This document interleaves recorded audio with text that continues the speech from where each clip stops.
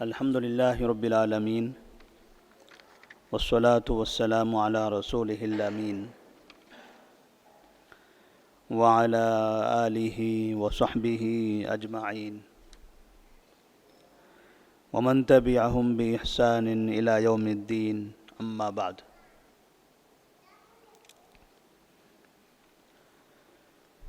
نبی کریم صلی اللہ علیہ وسلم کی سیرت کے اس سلسلے دروس میں آج کے درس کا عنوان ہوگا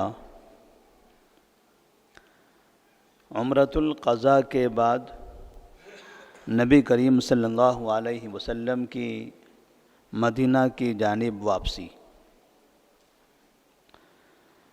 آپ صلی اللہ علیہ وسلم نے حدیبیہ کے معاہدے کے اعتبار سے ہجرت کے 7ویں سال ذی قعدہ کے مہینے میں مکہ میں داخل ہو کر تقریباً 2000 سے زائد صحابہ کے ساتھ عمرہ مکمل کر لیا۔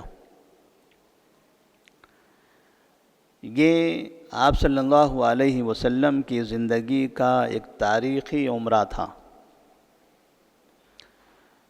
جس کے پیچھے کئی طرح کے فوائد، کئی طرح کے آثار اور کئی طرح سے اس عمرے کی وجہ سے مکہ کے اندر تبدیلیاں رونما ہونے لگی۔ سب سے پہلی چیز، جب آپ صلی اللہ علیہ وسلم مکہ میں داخل ہوئے تھے تو اس وقت مشرکین مکہ 2 حصوں میں تقسیم ہو گئے تھے۔ جوانوں کی ایک جماعت جو صفیں بنا کر نبی کریم صلی اللہ علیہ وسلم کا انتظار کر رہی تھی کہ کیسے آپ کعبے کے پاس آتے ہیں، کیسے طواف کرتے ہیں، تو یہ ایسے افراد تھے جن سے مسلمانوں کو ڈر لگ رہا تھا کہیں ایسا نہ ہو کہ اتنی بڑی تعداد میں جوان جمع ہوئے ہیں، کہیں نبی صلی اللہ علیہ وسلم پر حملہ نہ کر دیں۔ لیکن ایسا کچھ بھی نہیں ہوا۔ آپ صلی اللہ علیہ وسلم کو انہوں نے دیکھا کہ انتہائی شان و شوکت کے ساتھ صحابہ رضی اللہ تعالی عنہم کے درمیان میں کعبے میں داخل ہوتے ہیں اور کعبے کا طواف مکمل کرتے ہیں۔ دوسری جماعت مشرکین مکہ کی وہ جو بزرگوں کی تھی، سرداروں کی تھی، بڑی عمر کے افراد کی تھی، اور ایسے لوگوں کی تھی جن لوگوں نے ایک زمانے تک نبی صلی اللہ علیہ وسلم کو پریشان کیا ہوا تھا۔ وہ بغض میں، حسد میں اور نفرت کی آگ میں جھلستے ہوئے کہ آج ہماری ناکامی کا ہمیں منہ دیکھنا پڑ رہا ہے، اس کی وجہ سے وہ کعبے کے اطراف سے نکل کر اس کے چاروں طرف جو پہاڑیاں تھیں ان پہاڑیوں پر جا کر بیٹھ گئے اور وہاں سے نیچے کعبے کا منظر دیکھنے لگے۔ سب کی نگاہوں کے سامنے آپ صلی اللہ علیہ وسلم نے انتہائی امن کے ساتھ، اطمینان کے ساتھ اپنا عمرہ مکمل کر لیا، اور یہ پہلی مرتبہ ایسا ہوا تھا کہ مکہ میں داخل ہو کر مسلمانوں نے اپنی قوت کا بھی مظاہرہ کیا۔ دوران طواف رمل کی شکل میں، جب پہلے 3 چکروں میں رمل کیا گیا تو اس میں قوت کا مظاہرہ بھی تھا، اور ساتھ میں عبداللہ بن رواحہ رضی اللہ تعالی عنہ کے وہ اشعار جو مشرکین مکہ کو غصہ دلا رہے تھے اور انہیں یہ احساس دلا رہے تھے ایک زمانے تک جو ہم نے کارنامے انجام دیے ان مسلمانوں کے خلاف، نبی کے خلاف، آج ہم خود ہی اپنے عمل میں اپنی نظروں کے سامنے رسوا اور ذلیل ہو گئے۔ اس عمرے کا ایک دوسرا فائدہ یہ ہوا کہ مشرکین مکہ ایسا محسوس کرنے لگے کہ ہمارے درمیان کا یہ انسان جس کو محمد کہا جاتا تھا، امین و صادق کہا جاتا تھا، جسے ہم نے کئی طرح سے بدنام کیا ہوا تھا الگ الگ ناموں سے، آج وہ اتنی بڑی کامیابی کے ساتھ، اتنے افراد کے ساتھ ہمارے شہر میں داخل ہو رہا ہے۔ ہم نے تو ہر ممکن اس کے پیچھے جانے والے لوگوں کو روکنے کی کوشش کی۔ ہم نے تو چاروں طرف سے راستے بند کر دیے تھے کہ کوئی شخص اس سے نہ ملاقات کرے نہ اس پر ایمان لائے، لیکن ساری کارروائیاں، ساری تدبیریں دھری کی دھری رہ گئی۔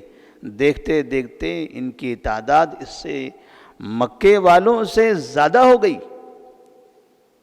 اور انہیں محسوس ہونے لگا کہ ایسا کیوں نہیں ہو سکتا کہ یہ محمد ہی سچا ہو، ایسا کیوں نہیں ہو سکتا کہ اس کا دین سچا ہوگا، تبھی تو اتنا کامیاب ہوا۔ تو اسی درمیان میں خالد بن ولید رضی اللہ تعالیٰ عنہ تھے، جو ابھی مسلمان نہیں ہوئے تھے۔ انہوں نے قریش کو جمع کیا اور ان لوگوں سے کہا، دیکھیں کیسے محمد اور ان کے ساتھی انتہائی شان کے ساتھ مکہ میں داخل ہوتے ہیں، عمرہ کر کے چلے جاتے ہیں، اتنی بڑی تعداد میں لوگ ان کی تائید کرتے ہیں، ان کے ساتھ ہیں، یہ ہمارے شہر کے ہیں، یہ ہمارے اپنے ہیں۔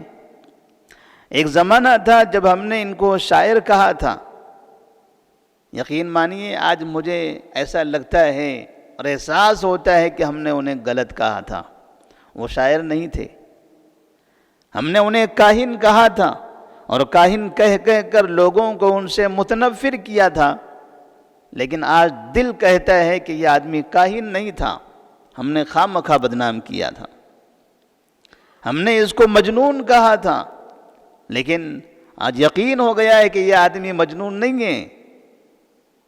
اور اب میں تو چاہتا ہوں کہ میں بھی اسی کا ہو جاؤں، میں تو چاہتا ہوں کہ میں بھی اسی کا ہو جاؤں، کیونکہ جو کاہن نہیں ہے، نجومی نہیں ہے، شاعر نہیں ہے، جو مجنون نہیں ہے، اس کا جو کلام تھا، اس کلام کو ہم نے اتنا بدنام کیا، آج میرا دل پکار پکار کر کہتا ہے کہ وہ کلام رب العالمین کا کلام ہے، اور میں اس پر ایمان لانا چاہتا ہوں۔ اس سفر میں خالد بن ولید رضی اللہ تعالیٰ عنہ مسلمان ہو گئے۔ خالد بن ولید رضی اللہ تعالیٰ عنہ مسلمان ہوئے، جن کی اسلام کی وجہ سے مسلمانوں کو ایک بڑی طاقت ملی تھی، اور کئی جنگوں میں خالد بن ولید رضی اللہ تعالیٰ عنہ نے مسلمانوں کو فتح نصیب فرمائی تھی۔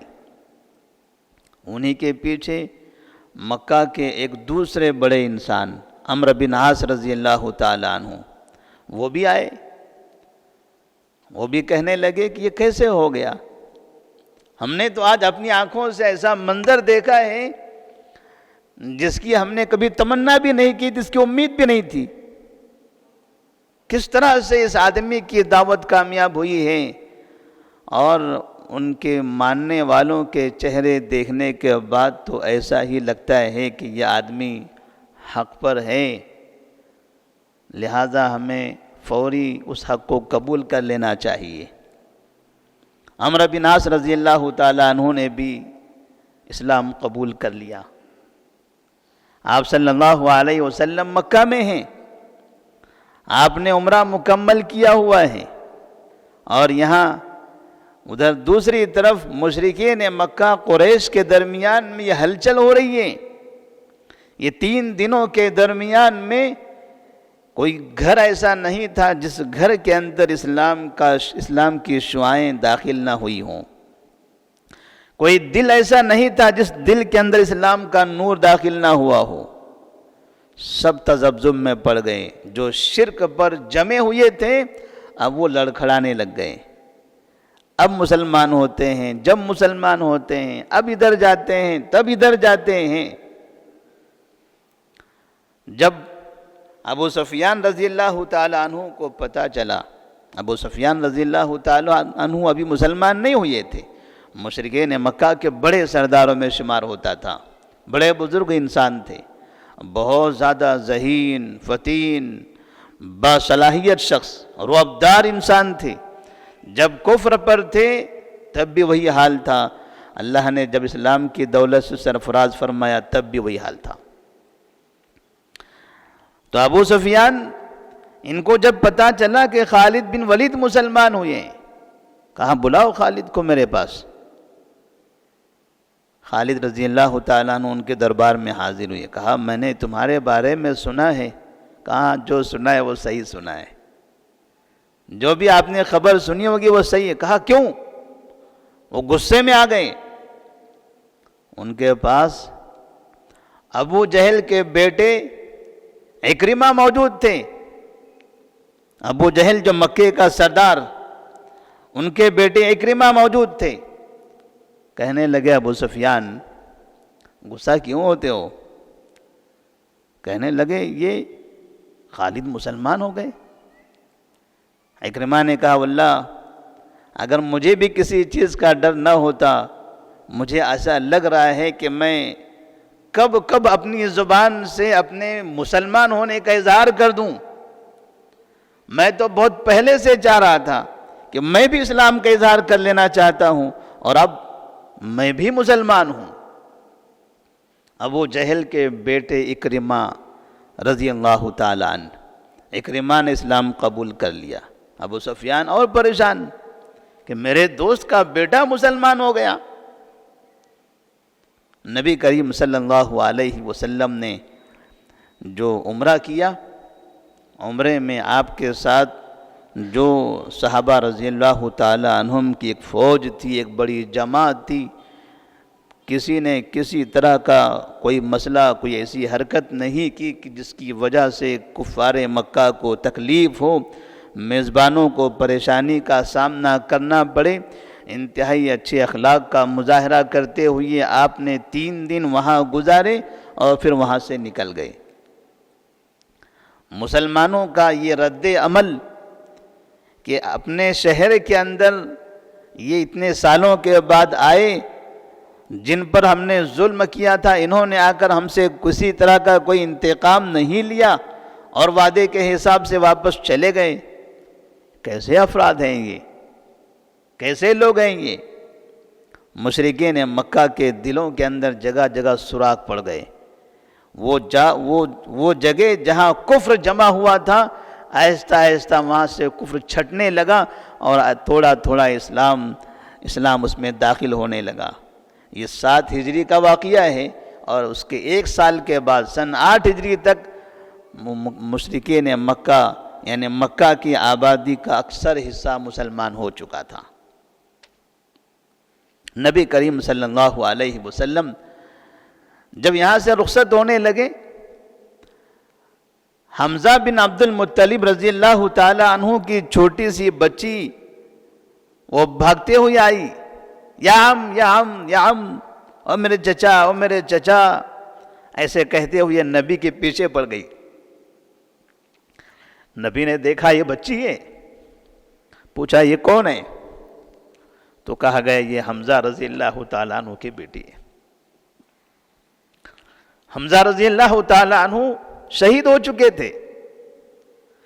یہ معصوم بچی مکہ میں رہتے ہوئے مکے والوں سے تنگ آ چکی تھی۔ لوگ انہیں تانے دیتے تھے کہ تیرا باپ مسلمانوں کا ساتھ دے کر وہاں گیا، دیکھ وہاں جا کے اس کو قتل کر دیا گیا۔ انہیں ہار محسوس ہوتا تھا۔ انہوں نے کہا کہ مجھے یہاں سے لے چلو،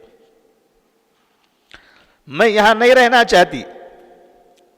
علی رضی اللہ تعالیٰ عنہ نے دیکھا بچی کا ہاتھ پکڑ لیا اور کہا کہ یا رسول اللہ صلی اللہ علیہ وسلم، بچی کو میں اپنے پاس رکھنا چاہتا ہوں، کیونکہ حمزہ میرے چچا تھے۔ حمزہ علی رضی اللہ تعالیٰ عنہ کے چچا ہیں۔ علی کے والد ابو طالب کے باپ عبد المطلب، اور حمزہ کے باپ بھی عبد المطلب۔ انہوں نے بچی کا ہاتھ پکڑ لیا اور کہا کہ اسے میں رکھ لیتا ہوں، اس لیے کہ یہ میرے چچا کی بیٹی ہے، اور فاطمہ رضی اللہ تعالیٰ عنہ میرے نکاح میں ہیں، لہذا میرے گھر میں اس بچی کا اچھی طرح سے دیکھ بھال ہوگا۔ ادھر زید بن حارثہ رضی اللہ تعالیٰ نے کہا نہیں، اس بچی کو میں رکھوں گا، اس کی نگہبانی میں کروں گا، اس لیے کہ حمزہ میرے بھائی تھے۔ کیسے بھائی؟ کیونکہ نبی کریم صلی اللہ علیہ وسلم نے ان دونوں کے درمیان، حمزہ رضی اللہ تعالیٰ عنہ اور زید بن حارثہ کے درمیان مواخات والا رشتہ قائم کر دیا تھا۔ ادھر جعفر رضی اللہ تعالیٰ عنہ آئے، انہوں نے کہا اس کو میں رکھوں گا، کہا اس لیے کہ یہ میرے چچا کی بیٹی بھی ہے اور اس بچے کی خالہ میری بیوی ہے، لہذا خالہ کے پاس یہ سکون سے رہ سکے گی۔ تینوں آپس میں اختلاف کرنے لگے، تینوں چاہتے تھے کہ اس بچے کی نگہبانی، اس یتیم بچے کی دیکھ بھال وہ کرے۔ نبی کریم صلی اللہ علیہ وسلم نے فرمایا ٹھہریے، تم لوگوں کے درمیان میں فیصلہ کرتا ہوں، ہلموا اقضی بینکم فیہا، ادھر آؤ ادھر آؤ، میں تمہارے درمیان فیصلہ کرتا ہوں۔ پھر آپ صلی اللہ علیہ وسلم نے جعفر رضی اللہ تعالیٰ عنہ سے کہا الخالۃ بمنزلۃ الام، خالہ ماں کے درجے میں ہوتی ہے، لہذا اب اس بچے کی دیکھ بھال جعفر رضی اللہ تعالیٰ عنہ کریں گے، کیونکہ ان کی بیوی بچے کی خالہ ہے، اور خالہ بچوں کی ماں کی طرح خدمت کر سکتی ہے، دیکھ بھال کر سکتی ہے۔ نبی کریم صلی اللہ علیہ وسلم نے اس بچی کو جعفر رضی اللہ تعالیٰ عنہ کے حوالے کر دیا۔ جو مسلمان ابھی تک مکہ میں موجود تھے، جو ہجرت نہیں کر سکے تھے، اس میں عباس رضی اللہ تعالیٰ عنہ بھی موجود ہیں، ان کے بیٹے عبداللہ بھی موجود ہیں، اور بھی کئی صحابہ ہیں۔ یا تو ان کی قوموں نے ان کو روک رکھا تھا، ان کے گھر والوں نے ان کو روک رکھا تھا، یا پھر قوم کے لوگوں نے زبردستی ان کو وہیں باندھ رکھا تھا کہ آپ کسی بھی صورت میں یہاں سے نہیں نکل سکتے ورنہ مارے جاؤ گے۔ مجبوری کی عالم میں وہ چند مسلمان مکہ میں تھے، تو ان کی یہ حالتیں تھیں جو بچی کی شکل میں نظر آ رہی ہیں۔ لیکن یہ عمرہ اور اس سے پہلے کا 1 سال پہلے کا حدیبیہ کے مقام پر وہ صلح کا فائدہ صرف مدینے والوں کو نہیں ہوا، یہ ظالموں کے بیچ میں جو کمزور مسلمان تھے، ان کمزور مسلمانوں کو بہترین زندگی ملی، ان کی حفاظت ہو گئی، کیونکہ نبی صلی اللہ علیہ وسلم جانتے تھے کہ ہم مدینہ کے اندر ہیں، مدینہ کے اندر مسلمانوں کی اکثریت ہے، مدینہ کے مسلمانوں کا تو کوئی اب نقصان نہیں کر سکتا۔ یہ صلح اگر ہم نہیں کرتے ہیں، اگر ہم یہاں ان کے خلاف کھڑے بھی ہو جاتے ہیں تو ہمارا کوئی نقصان نہیں ہے، لیکن صلح کرنے میں فائدہ یہ ہے کہ جو کمزور مسلمان مکہ مکرمہ میں ان کافروں کے درمیان میں رہ رہے ہیں، ہماری صلح کی وجہ سے ان کو فائدہ ملے گا۔ اور ایسا ہی ہوا کہ نبی صلی اللہ علیہ وسلم کے اس صلح کی وجہ سے یہ عمرہ کرنے کا موقع ملا۔ 1 سال کے درمیان میں جنگ بندی کا جو معاہدہ ہوا، اس معاہدے سے مسلمانوں کو اطمینان ہوا، اور جب 1 سال کے بعد جب مسلمانوں کی اتنی بڑی جماعت مکہ مکرمہ میں داخل ہو رہی تھی، تب وہاں جو مظلوم مجبور مسلمان تھے، ان کے چہرے کھلے کھلے تھے۔ آج ہمارے لوگ ہمارے شہر میں، ہمارے گھروں میں آ رہے ہیں، آج اپنے لوگوں کو دیکھنے کا موقع ملے گا، اور ہمیں یہاں رہتے ہوئے قوت ملے گی۔ اب آج کے بعد سے ہمیں کوئی پریشان نہیں کر سکے، کوئی ستا نہیں سکے گا۔ نبی کریم صلی اللہ علیہ وسلم کے وہاں داخلے سے، صحابہ رضی اللہ تعالیٰ عنہم کے وہاں داخلے سے، وہاں کے مجبور مسلمانوں کی زندگی، ان کی زندگی میں اطمینان اور سکون حاصل ہوا۔ اس لیے کہتے ہیں کہ اللہ تبارک و تعالیٰ نے اس کے بعد فرمایا تھا اِنَّا فَتَحْنَا لَكَ فَتْحًا مُبِينًا۔ لوگوں کو لگتا تھا کہ شاید یہ دب کر صلح ہو رہی ہے، مسلمانوں پر دباؤ ڈالا جا رہا ہے، اور نبی اس دباؤ کو قبول کر رہے ہیں، لیکن ایک رہنما، ایک رہبر جس طرح سے دور اندیش ہوتا ہے اپنی قوم کے لیے، وہ یہ نہیں دیکھتا کہ یہاں سامنے رنگن میں بیٹھے ہوئے لوگوں کے ساتھ کیا کرنا ہے اور کیا ہونا ہے، وہ یہ دیکھتا ہے کہ ساری قوم اتنی ہی نہیں ہے، اس کی باہر بھی ہماری بڑی قوم موجود ہے، ہم صرف اتنے لوگوں کے لیے نہیں آئے ہیں، ہم باہر کے تمام لوگوں کے لیے آئے ہوئے ہیں۔ ہو سکتا ہے یہاں تھوڑی دیر کے لیے نقصان ہو، لیکن باہر کے اطراف کے لوگوں کا ایک بڑا فائدہ ہوگا۔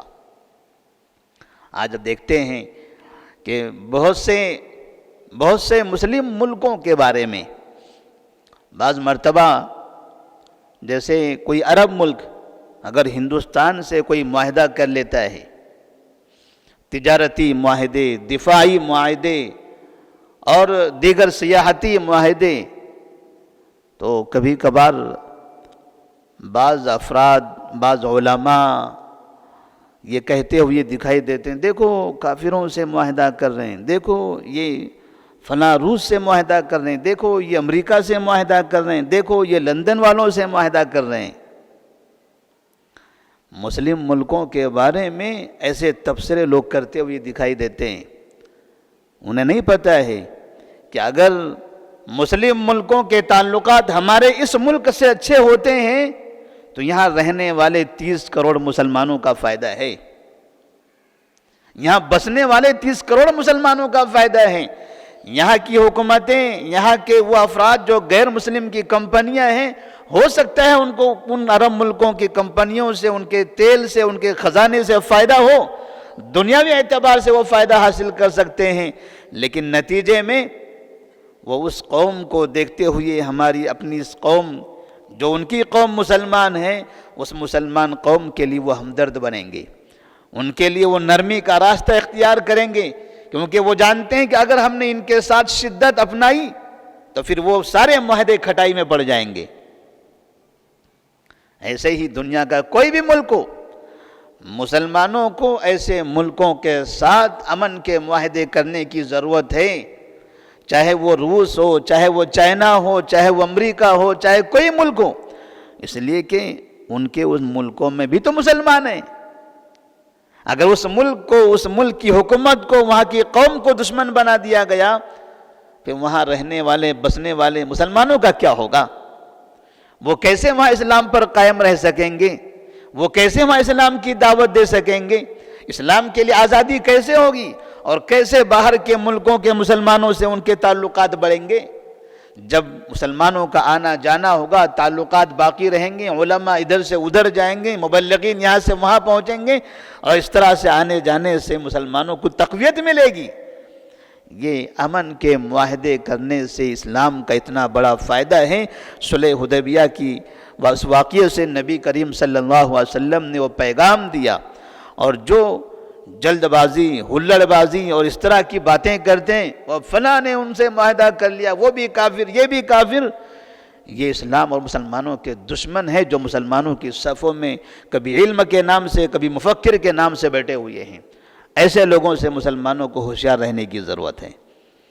اسلام امن کی تعلیم دیتا ہے، اسلام دنیا میں امن چاہتا ہے، مسلمانوں کے درمیان میں بھی اور کافروں کے درمیان میں بھی۔ نبی نے کبھی اپنی زندگی میں مدینہ میں بسنے والے یہودیوں پر حملہ نہیں کیا، کبھی وہاں کے کافرین پر حملہ نہیں کیا، آپ نے سب کو امن دیا، کیونکہ جیسے جیسے امن بڑھے گا ویسے ویسے اسلام پھیلے گا۔ 1 سال پہلے امن کا معاہدہ ہوا تھا، اور 1 سال کے بعد مکہ مکرمہ کی ایک بڑی آبادی اسلام میں داخل ہو گئی۔ جنہوں نے 1 سال پہلے مکہ میں آنے کی اجازت نہیں دی تھی، 1 سال کے بعد وہی مسلمانوں کا استقبال کرنے کے لیے کھڑے ہو گئے۔ یہ ہے تبدیلی، جس کو کہتے ہیں دور اندیشی، اور نبی کی سیرت سے ہمیں یہ سبق ملتا ہے۔ اللہ تبارک و تعالیٰ سے دعا ہے کہ اللہ تبارک و تعالیٰ ہم تمام کو نبی کریم صلی اللہ علیہ وسلم کی سیرت کے واقعات کو پڑھنے اور سمجھنے کی توفیق عطا فرمائے۔ والسلام علیکم ورحمۃ اللہ وبرکاتہ۔